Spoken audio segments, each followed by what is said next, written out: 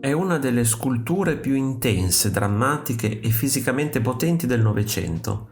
Jacob and the Angel di Jacob Epstein non rappresenta solo un episodio biblico, ma un confronto violento, quasi primordiale, con la trasformazione interiore. Un'opera che sembra respirare, lottare, vibrare. Jacob Epstein, scultore anglo-americano, fu un pioniere della scultura moderna in Gran Bretagna. Formatosi negli Stati Uniti, poi a Parigi, portò nel mondo anglosassone un linguaggio audace, sensuale, spesso considerato scandaloso per i suoi nudi monumentali e la sua audacia formale. Il soggetto proviene dal libro della Genesi. Giacobbe combatte tutta la notte con un misterioso essere divino. Al mattino, sconfitto ma trasformato, riceve un nuovo nome, Israel, colui che lotta con Dio. Epstein sceglie questo episodio perché rappresenta il momento in cui un uomo cambia per sempre. Realizza l'opera nel 1940-41, nel pieno della Seconda Guerra Mondiale. Londra è sotto bombardamento e l'artista vive immerso in tensioni politiche e sociali. Non sorprende dunque che Jacob and the Angel abbia una potenza quasi brutale. È una scultura figlia della crisi, del dolore e della resistenza. La figura di Giacobbe è avvinghiata all'angelo in una presa strettissima, quasi soffocante. Non c'è distanza tra loro, le due identità sembrano sciogliersi l'una nell'altra. È un corpo a corpo spirituale e fisico allo stesso tempo. La monumentalità e la simmetria amplificano il senso di urgenza. L'angelo di Epstein non è etereo, non è elegante, è muscoloso, massiccio, imponente. Le ali sembrano suggerite più che scolpite. È un angelo terreno, quasi umano, come se il divino si incarnasse nella fatica. La scultura presenta elementi di evidente natura sessuale, suggerendo un bacio. Al contrario delle precedenti interpretazioni artistiche dell'episodio, qui Giacobbe è una figura sottomessa che rimarca la posa dell'angelo.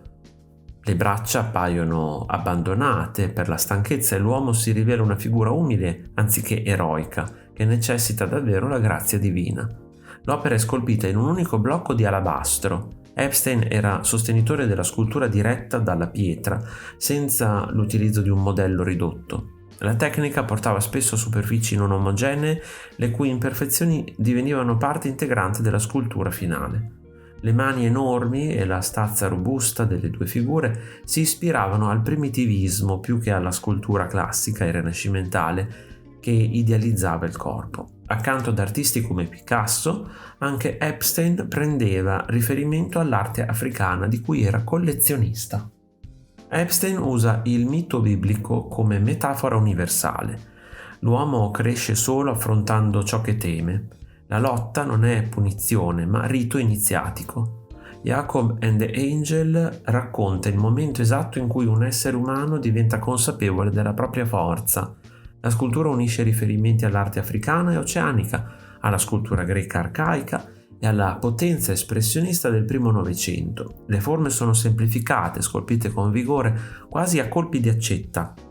Epstein non cerca la perfezione estetica, ma la verità emotiva.